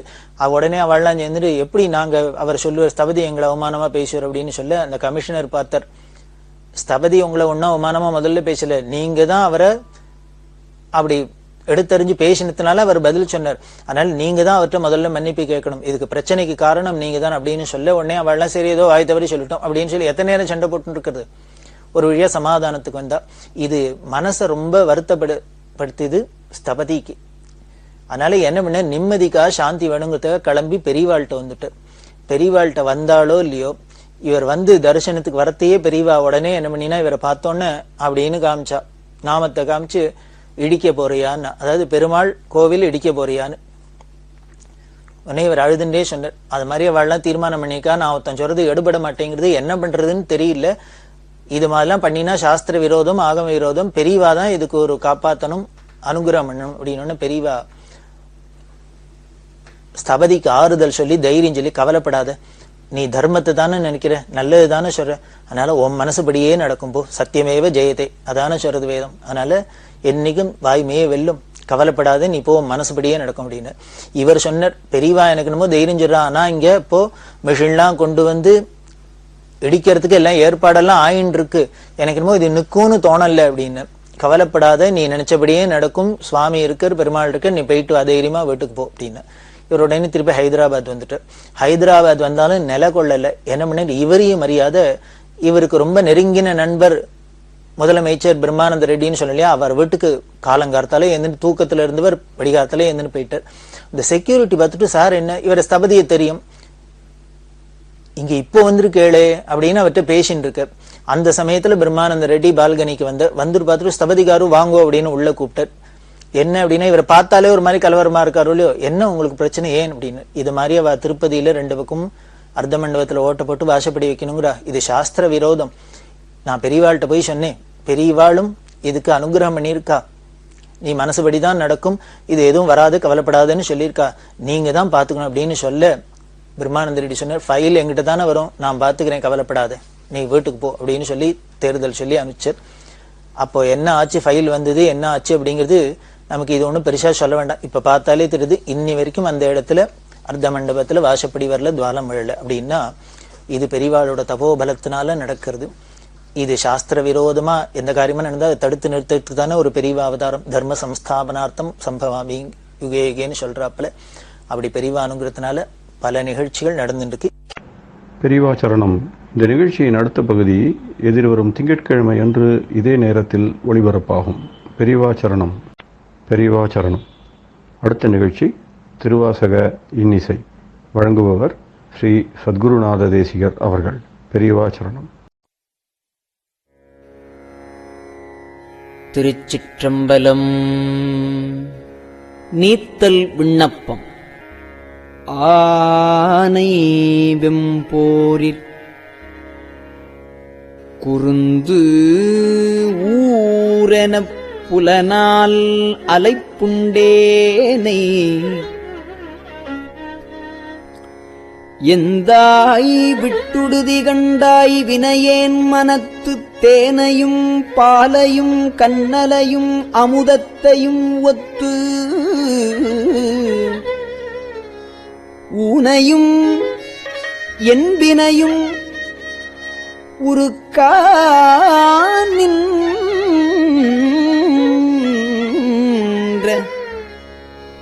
உண்மையனே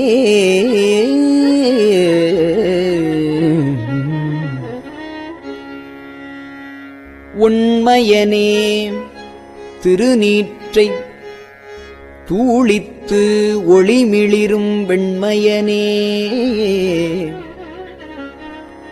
விட்டுடுதி கண்டாய் மெய் அடியவர்கட்கு அண்மையனே என்றும் சேயாய் பிறர்க்கு அரிதற்கு அரிதாம் பெண்மையனே துன்மை ஆண்மையனே அலிப்பெற்றியனே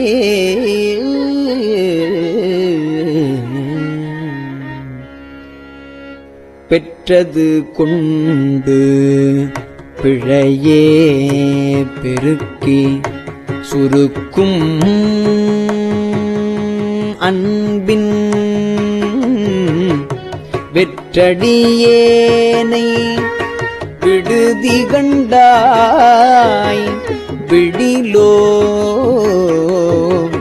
கெடுவேன்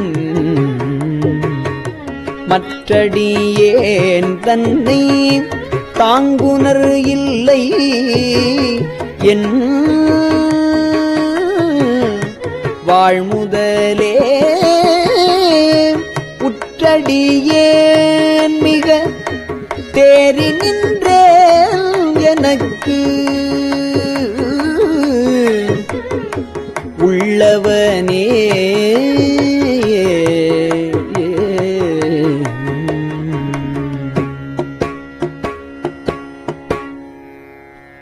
உள்ளனவே நிற்க இல்லன செய்யும் மையல் துழனி வெள்ளநல்லேனை விடுதி கண்டாய் வியன்மா தடக்கை பொள்ளல் நல் வேழத்துரியாய் புலன் நின் கட்போதல் ஒட்டாம் போதலொட்டா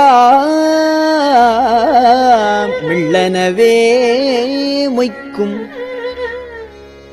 நெய்க்குடம் தன்னை எறும்பனவே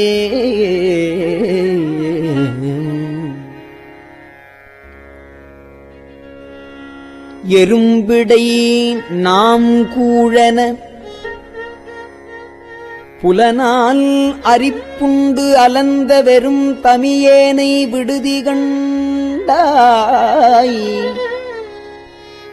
வெய்ய கூற்று ஒடுங்க உருங்கடிப்போதவையே உணர்வுற்றவர் உம்பரும்பர் பெரும்பதமே அடியார் பெயராத பெருமையனே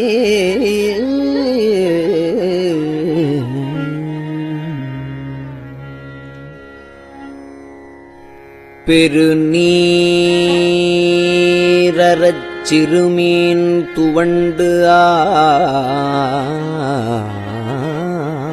ஆங்கு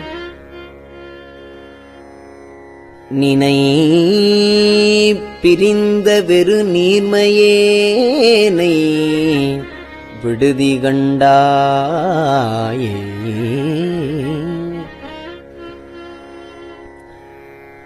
நினை பிரிந்த வெறு நீர்மையேனை விடுதி கண்டாய்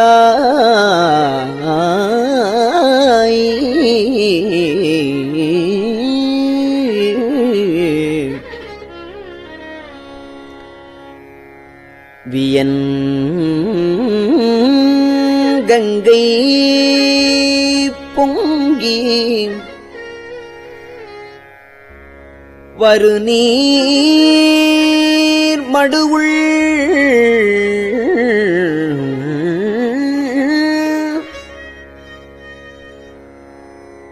மலை சிறு தோணி வடிவின்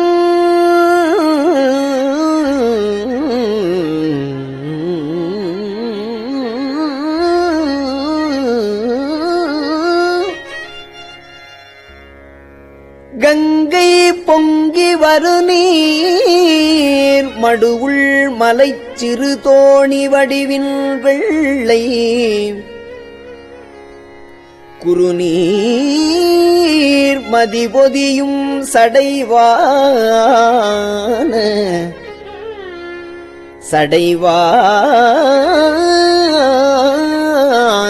கொழுமணியே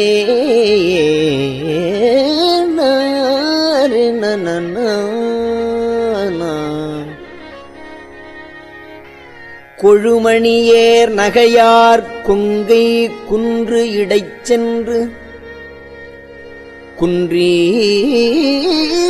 விழும் அடியேனை விடுதி கண்டாய்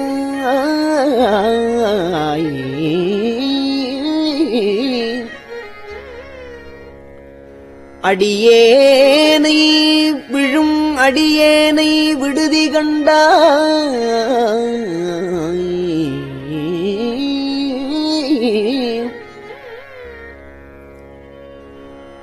மெய் முழுதும் கம்பித்தழும் அடியாரிடை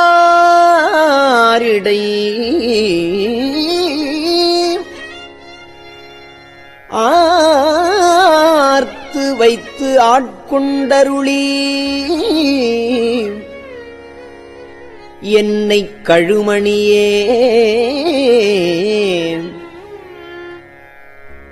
ஆர்த்து வைத்து ஆட்கொண்டு அருளி என்னை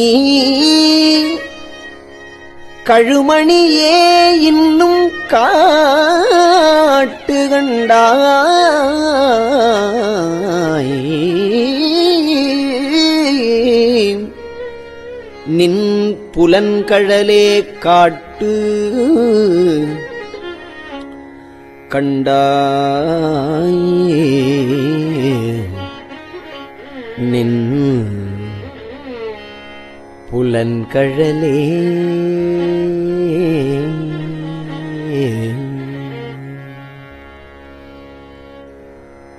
புலன்கள் திகைப்பிக்க யானும் திகைத்து இங்கு ஓர் பொய்நெறிக்கே விளங்குகின்றேனை விடுதி கண்டாய்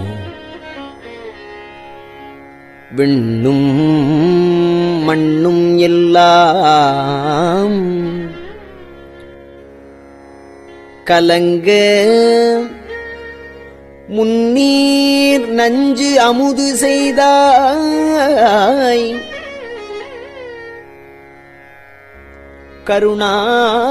கருணாகரனே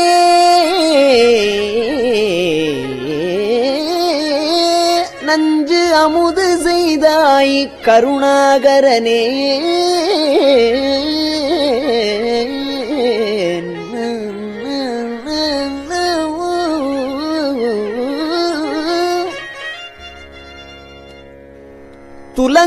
துலங்குகின்றேன் அடியே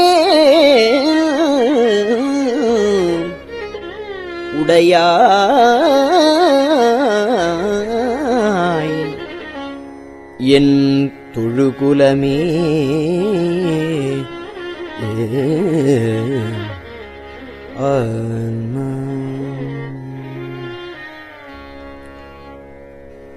குலம் களைந்தாய் களைந்தாய் என்னை குலம் களைந்தாய் களைந்தாய் என்னை குற்றம் கொற்றச் சிலையாம் குலம் களைந்தாய் களைந்தாய் என்னை குற்றங் கொற்றச் சிலையாம் விலங்கல் எந்தாய் விலங்கல் எந்தாய் விட்டிடுதே கண்டாய் பொன்னில் மின்னு கொன்றை அலங்கல் அந்தாமரை மேனி அலங்கல் அந்தாமரை மேனி அப்பா ஒப்பிலாதவனே அப்பா அலங்கல் அந்தாமரை மேனி அப்பா ஒப்பிலாதவனே மலங்கள் ஐந்தால் மலங்கள் ஐந்தார் சுழல்வன் மலங்கள் ஐந்தார் சுழல்வன் மலங்கள் ஐந்தார் சுழல்வன் தயிரில் பொரு மத்துறவே தயிரில் பொரு மத்துறவே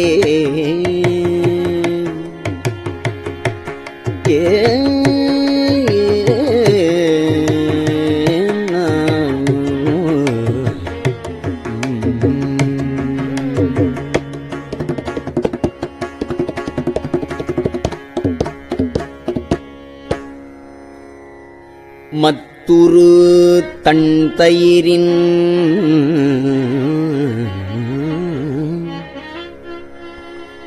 புலன்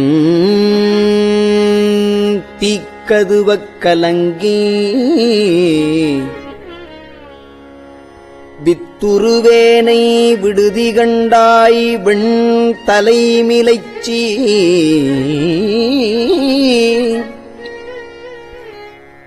குத்து உருபோதும் இலைந்து குடர் நெடுமாலைச் சுற்றி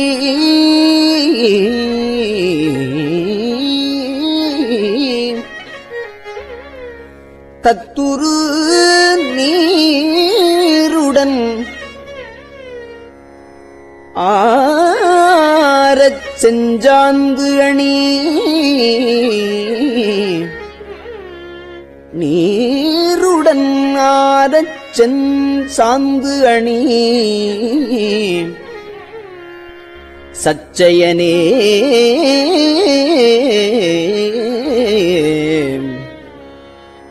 திருச்சிற்றம்பலம். பெரியவா சரணம். இந்நிகழ்ச்சியின் அடுத்த பகுதி நாளை மாலை இதே நேரத்தில் ஒளிபரப்பாகும். பெரியவா சரணம். பெரியவா சரணம். பெரியவா வானொலியின் இன்றைய நிகழ்ச்சிகளின் நிறைவாக திருப்பொன்னூசல் வழங்குபவர் சத்குருநாத தேசிகர் அவர்கள். பெரியவா சரணம். திருச்சிற்றம்பலம். திருப்பொன்னூசல்.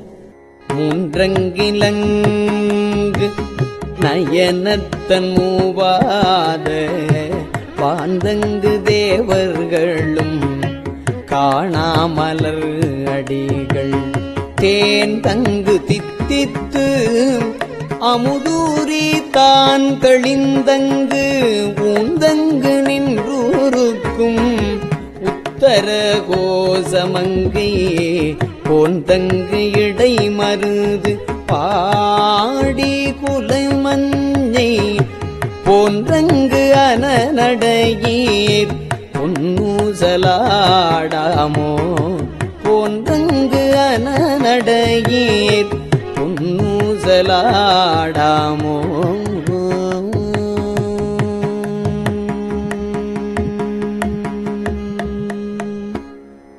திருச்சிற்றம்பலம்.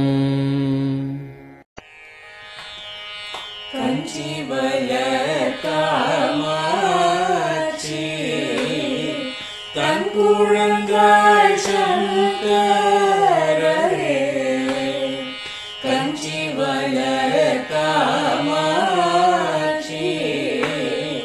தன் குழந்தாய் சங்கரே குரு சந்திரசேகரே உறங்கிடுவீர்களே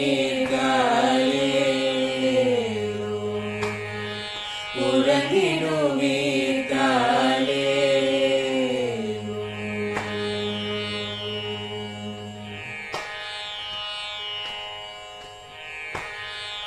ஆதிகுரு சங்கரராய் அன்றொரு நாள் வந்தவரே அறுபத்து எட்டாகும் ஈட்டபதி காலேரோ ஏழுலகும் பூப்பவரே காப்பவரே கரப்பவரே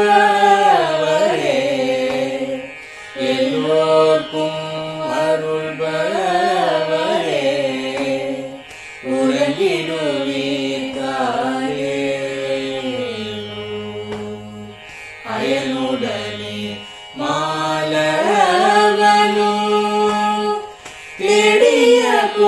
பதத்தவரே அருமறைகள் சாற்றும் முயல் மலர்பதமே தாரே முக்தி நிலை எய்திடவே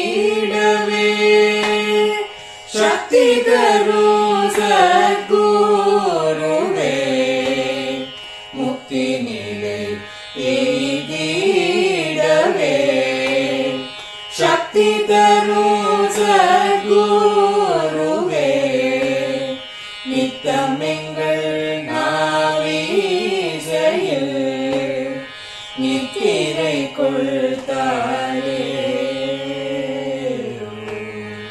நித்தமெங்கள் நாவீசையில் நித்திரை கொள்தாயே நித்தமெங்கள் நாவீசையில் நித்திரை கொள்தாயே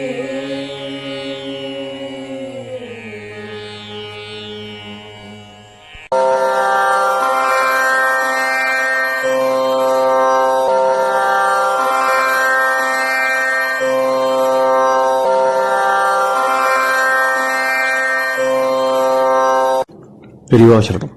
பெரியவா வானொலியின் மாலை நிகழ்ச்சிகள் இத்துடன் நிறைவடைகின்றன. எமது அடுத்த ஒளிபரப்பு நாளை காலை இந்திய நேரப்படி 6 மணிக்கு துவங்கும். பெரியவா சரணம்.